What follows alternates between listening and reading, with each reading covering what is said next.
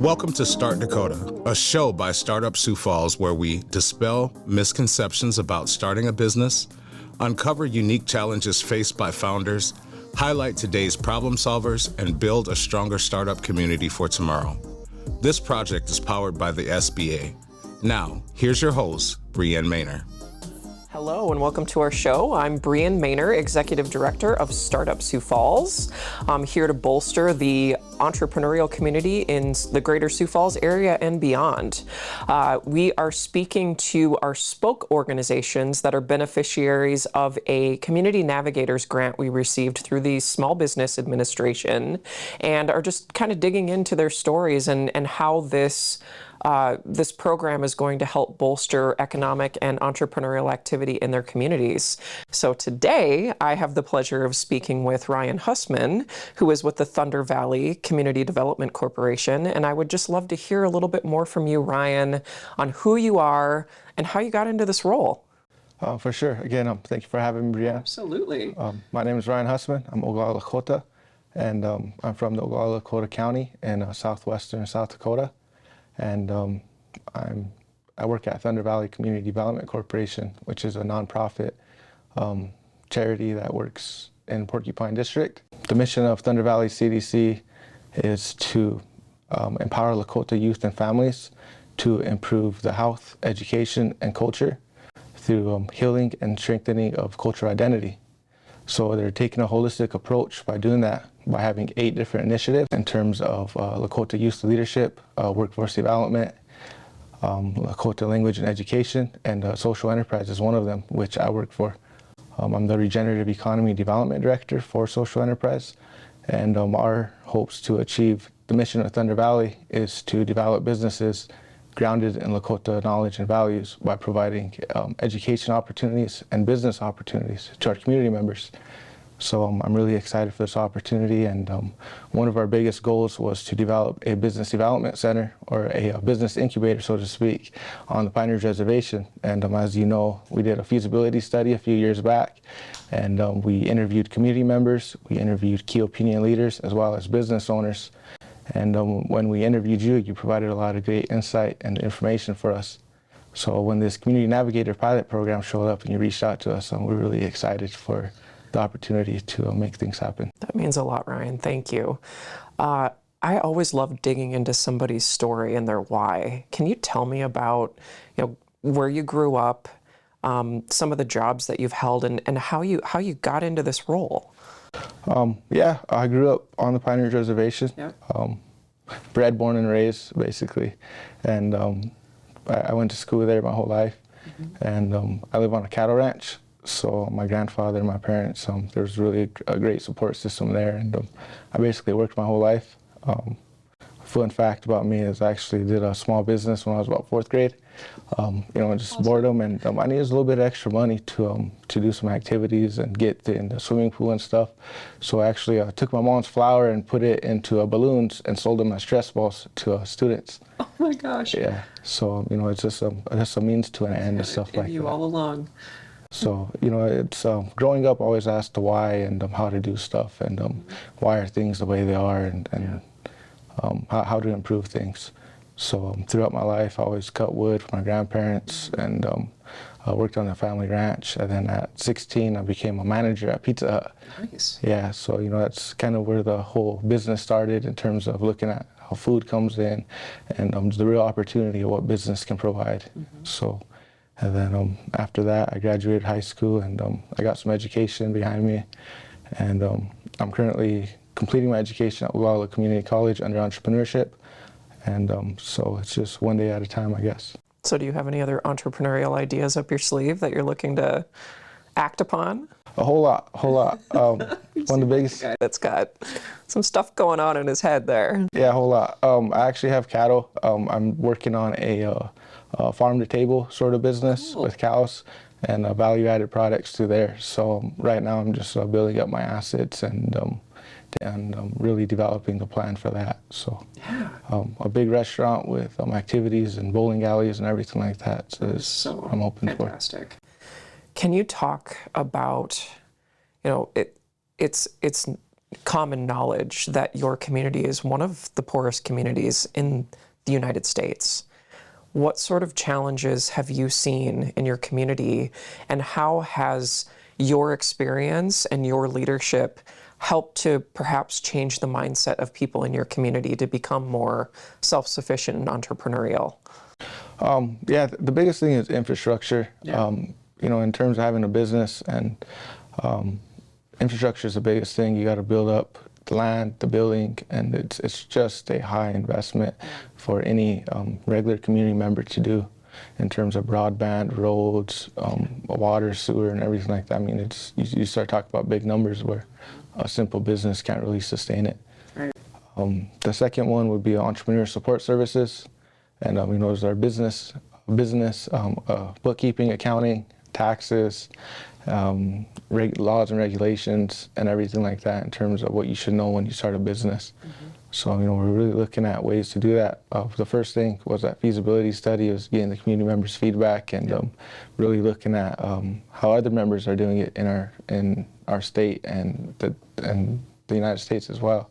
So, seeing what Startup Sioux Falls has been doing with their community, seeing what a lot of other people have been doing, is kind of just seeing how we can implement and apply that into our own situation and stuff like that. So there's not a lot of businesses on the reservation. There are businesses on the reservation, and they're doing really good, but a lot of it's in Rapid City, which is about an hour and a half away. So that's where you got to go to get fresh food, grocery stores, dental, vision, all those kind of services like that a community should have.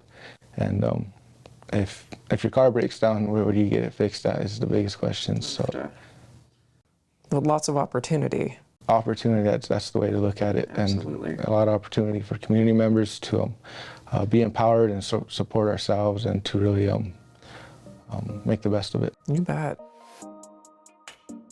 Like what you hear so far? Make sure to never miss a show by clicking the subscribe button now. Now, back to the show. So when our organization started to realize that we were ill-equipped to support underserved communities across the state for one reason or another, but I think the biggest thing that came up for our team was trust, and how we haven't had the opportunity to build rapport and build that relationship, partly because of miles between us, but also there's cultural barriers here. There's history. There are feelings. And the only real context I have for this is that I went through Leadership South Dakota, and I had the opportunity to spend a few nights in Pine Ridge and speak to some of the business community members there, and just really got a better understanding of just the iceberg, all of the history behind why we have struggled as a state to come as far as we need to make inroads and make amends. I'm curious from your lens, this program is built in such a way that we're able to use your community relationships as a catalyst to get this thing to go and to get more people excited about entrepreneurship and bring those resources in. What does this opportunity mean for Thunder Valley CDC and your community, and how can we continue to make those inroads happen, with the miles between us and those cultural barriers from your lens? I think just being transparent in what we're trying to do, instead of being a big talker and trying to sell them on products and services and stuff like that, and just really just being a good community member, and really trying to help them complete and fulfill their needs and objectives, and to really to see what the community needs. Yeah. And just help them with that. It's simple. It seems so complicated, but it's almost as simple as that. Building those inroads and meeting people where they're at, and making the effort, I feel is where we've made some headway here. What are your expectations as far as folks going through this program? What would you like to see happen at the end of a cohort and over these 2 years? I'd just like to see the community members be in a better place than they were before they started the program. Yep. There's a lot of, if I had this, if I had that, I'd do that tomorrow. Yeah. But I like to challenge them for this opportunity, take this program and see how much farther you get in reaching your dreams and your goals by doing it. What types of industries are you seeing bubble up in your world? Food is the biggest industry. I think when you're developing a community, you always got to feed the people. And once you develop food, then all the financial industry. Housing is another one. Yeah. So we actually did an internal survey on our workers at Thunder Valley CDC. Yeah. And our workers actually travel over 1,000 miles every day just to work at our community. 1,000 miles? Over 1,000 miles every day. Wow. So, when you talk about, and that's because of the lack of housing. Sure. So you start talking about privatization and empowering people to build their own houses and everything like that. It opens up a lot of opportunities for different industries. Are you involved in politics at all? And are you going and advocating for pieces of legislation or fighting against anything that isn't, boding well for your economic ecosystem? Is there anything that you're doing in that realm? There's always politics. Let's stay out of politics and let's stick to business. So, good answer. Good answer. So let's talk to the community members and see what they get, and then the politics will speak for itself. Yeah. What Native-owned businesses are you really excited about that are bubbling up, either in your own community or across the state that you're happy to support? Can you name some of your favorites? Yeah, Indigene Studios, which is a photography and entertainment company. They're trying to make taking our stories and telling them in an indigenous way. Okay. There's also Wotah Cafe, which is out of Kyle, South Dakota. Okay. And they're a cafe that just started up, and they're busy every day, and they have some great food. There's all these food businesses that are popping up, and they're providing food for the first thing, and then all the other services will show up after. So what sort of resources are currently being utilized by your community and others to get these things off the ground? Are they reaching out to the SBA, the SBDCs? Where are they getting their resources currently? Lakota Funds, which is a CDFI, they provide a lot of business planning courses. Mazaska, they also provide financial funding. So, the CDFIs are doing a really good job on our community. Yep. I know the schools are starting to implement some business curriculum, microeconomics, financial planning. And Thunder Valley CDC, we're doing a business plan. So you can't do a business without a plan and to really understand your map. So I think we're just community members who aren't experts in anything, but we're developing this community map where if you have a question, we can direct you to the right person. Exactly like us. Like we're going through the same growing pains as an organization. I think that one of the biggest challenges is just knowing the infrastructure of the ecosystem and where to plug people in. It's so overwhelming, and I'm assuming you're seeing the same thing in your community where you need to know what the resources are to be able to direct people in the right place. It's exactly, there's a lot of stuff when you go into business in terms of land, how to do land. Right. Where do I get land at? Where do I get money at? Who do I talk to? And it's just simple conversations that can really direct people to the right path. You bet. We see one of the most powerful aspects of this Co-Starters Accelerator program is the gift of mentorship that they receive at the end of the 10 weeks or however long the program takes. Are there mentors that are kind of bubbling up in your community that are kind of your go-tos for different types of resources? Are you seeing that sort of activity happening? We're actually hoping to launch a 1 million cups this summer. And that's awesome. And, actually get people networking and to reach out to all these mentors who are doing it and who want to give back to the community and to provide support and advice to people who's looking to do the same. I love it. Are you going to be hosting that at Thunder Valley CDC? Yes. In your space? Yep. Can you talk a little bit more about the space itself and how it functions? Thunder Valley Community Development Corporation. It's on 34 acres of land. Okay. It was registered in 2007, and it just started off where cows were there before, and they got the land, and now there's a community center, apartments, houses. Like tiny homes, right? Actually, full houses. Okay. So 3 and 4 bedroom houses, 2-story houses, and then we have a demonstration farm, a community garden, everything like that. So it's really looking at how to develop a community holistically and to really bring people together. I have to imagine that other communities are envious of what you've started to build. Are you working with other communities to help them implement similar resources and opportunities? I believe so. You know, Rosebud or Redco, that they're doing something similar, and there's community development corporations that are popping up in other districts. Yep. And well, they're learning as much as us as we're learning from them too. You know, we reach out to them. Hey, what are you doing? What kind of projects are you doing? How can we help? Yeah. And it's just really, it's just conversations that to really move things forward. Starts with a cup of coffee, right? Welcome to the Business Minute, a recurring segment powered by the SBA, where we'll share business facts and resources available to entrepreneurs throughout the U.S. Small Business Administration. This is Sadie Sweer, Executive Director of SD CEO East Women's Business Center. Do you know, business financing comes from either internal financing, like friends, family, or personal savings, or external financing, like bank loans.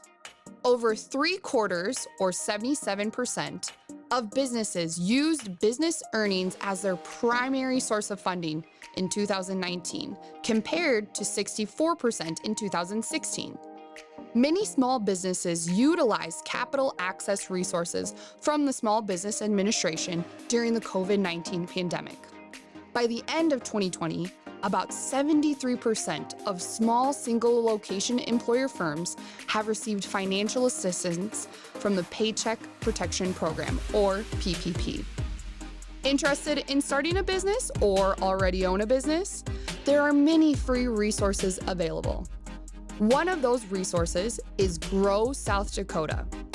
Grow South Dakota is a statewide nonprofit organization that provides programs and loan products to advance housing, community, and economic development. Grow South Dakota provides business loans through SBA programs, including the Small Business Administration's microloan program. Learn more about Grow South Dakota at www.growsd.org.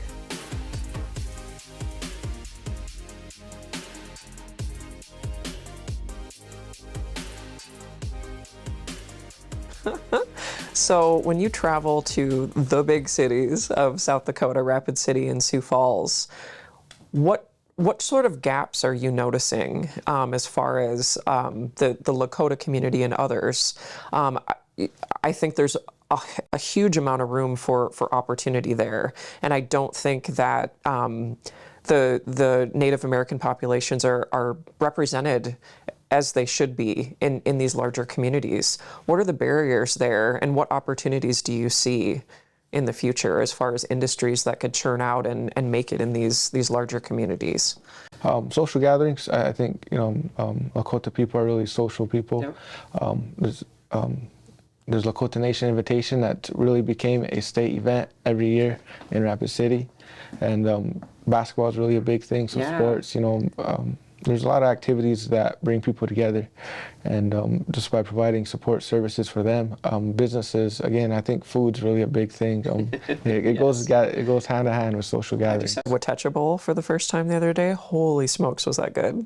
Yeah, so food's really good, and all the other businesses will pop up as the needs show up. But it's unique. Arts and crafts are another big thing in Lakota culture. Painting, and there's a lot of good people that are doing a lot of good stuff. So. Can you share a story with us of an individual that has come to you for support and has been successful in their entrepreneurial venture? Is there one that kind of stands out to you? In terms of just moving forward, not yet. Okay. There's people that come. Thanks for being honest. Yeah, it's I think failure is kind of what you learn most about. Yep. So there's a lot of people who come and, how can I do this? Well, you got to do this first, and you kind of got to get your plan ready. And sometimes when you're thinking of it, the plan is a lot of work in itself. Yep. And just taking that one step at a time and really understanding the steps. And sometimes you got to take little steps, and sometimes you got to take big steps. But if you're not ready for it and the environment's not ready for it, then it doesn't always work out. And I think that's one thing that people got to really acknowledge about business, is that it is a risk to start a business. Mm-hmm. It certainly is.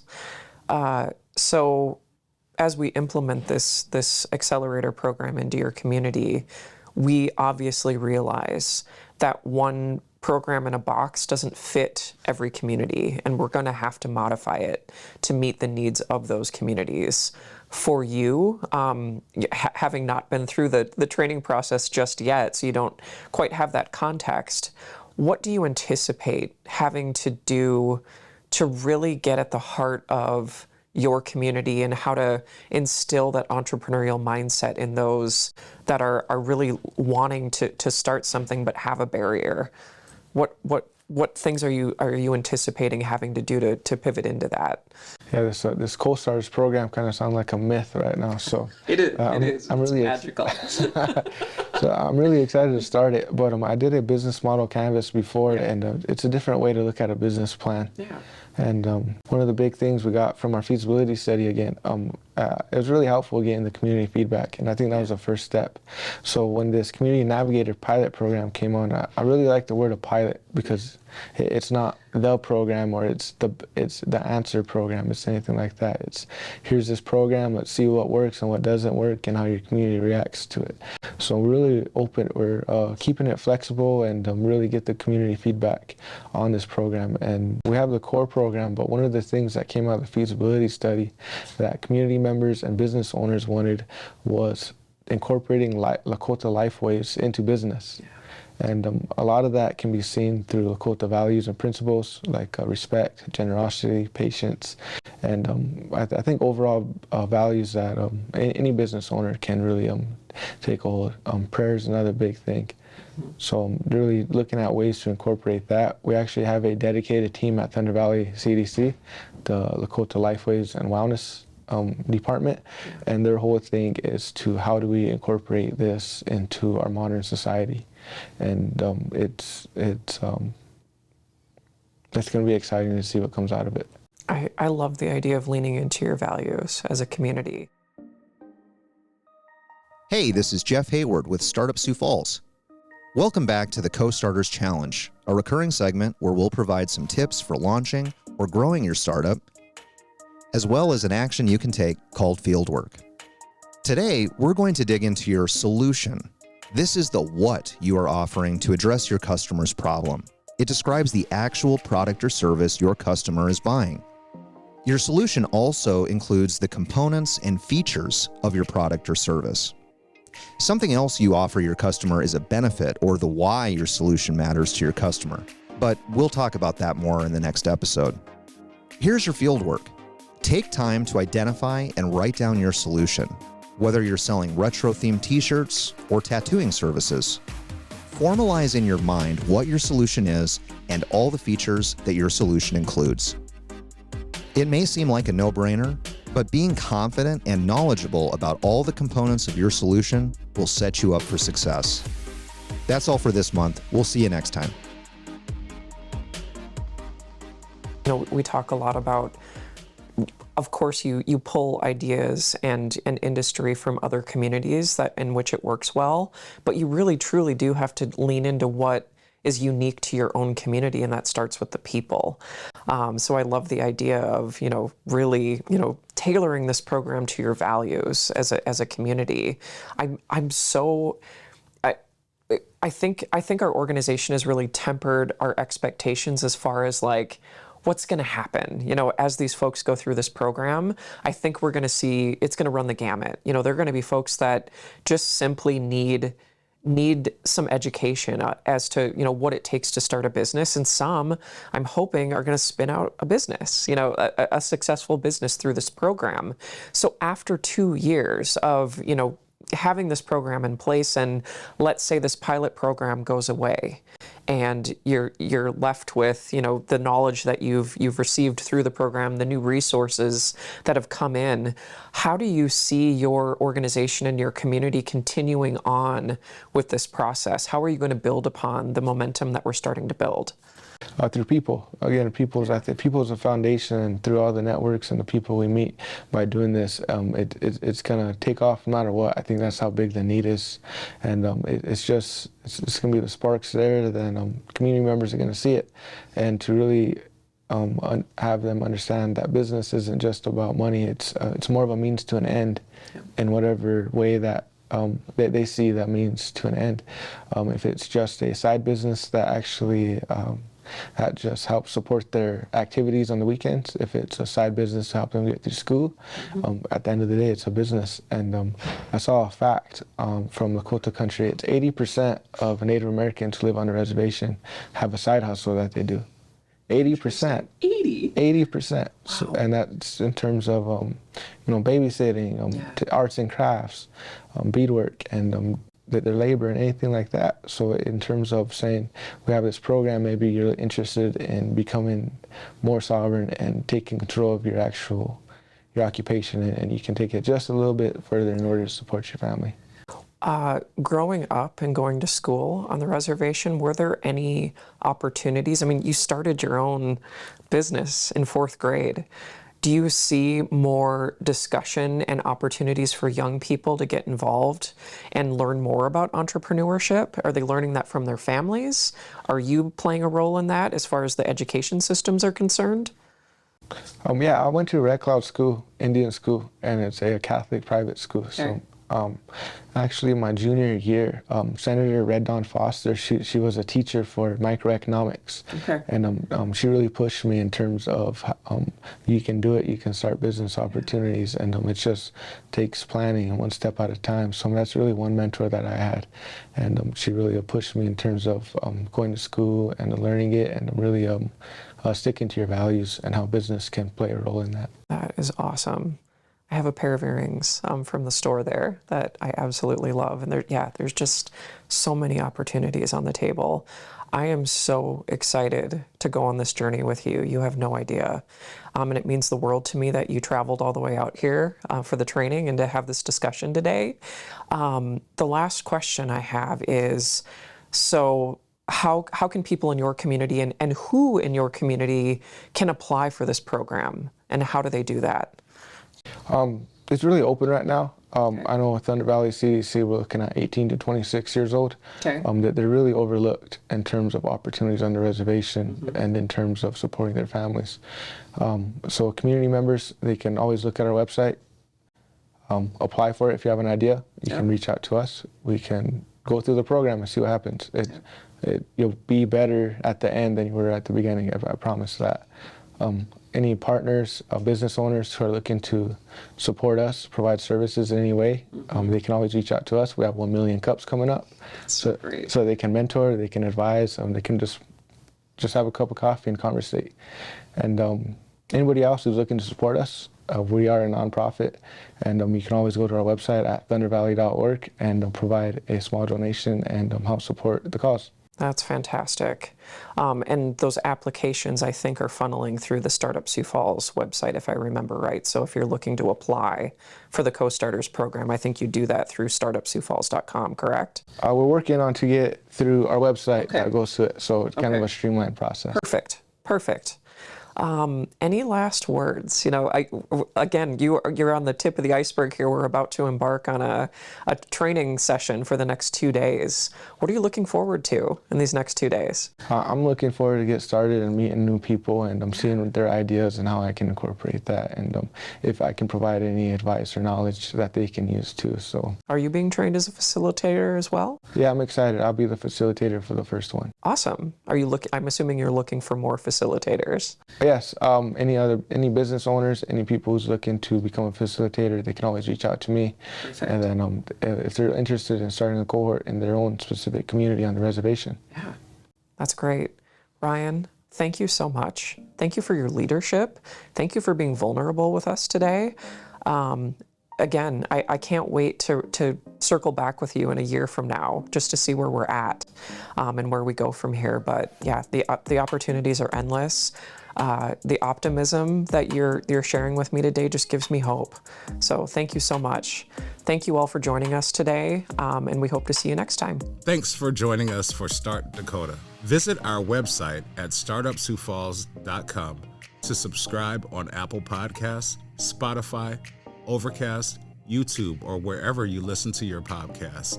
If you enjoyed the show, please tell a friend to rate our show on iTunes. If you are a founder and aspiring entrepreneur, you can get started by visiting our website at startupsiouxfalls.com/start. Start Dakota is made possible by funding from the U.S. Small Business Administration. With this funding, Startup Sioux Falls is piloting an expanded version of its Co-Starters Business Accelerator program and providing additional resources to support underserved founders. Start with Startup Sioux Falls.